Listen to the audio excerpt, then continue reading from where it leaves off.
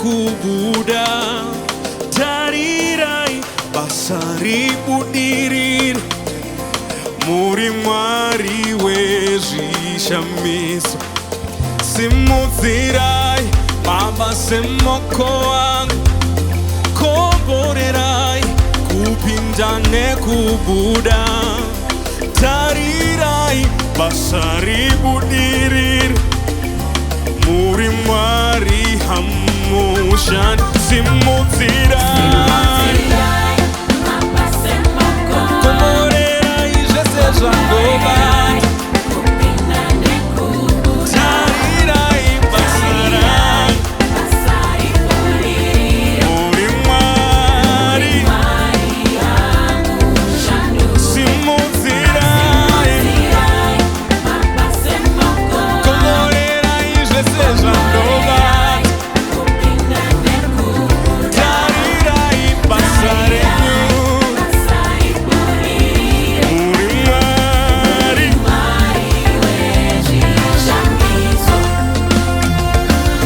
tariro yangu iri mumaoko enyu Mwari, kugona kwenyu chenesa inzira yangu.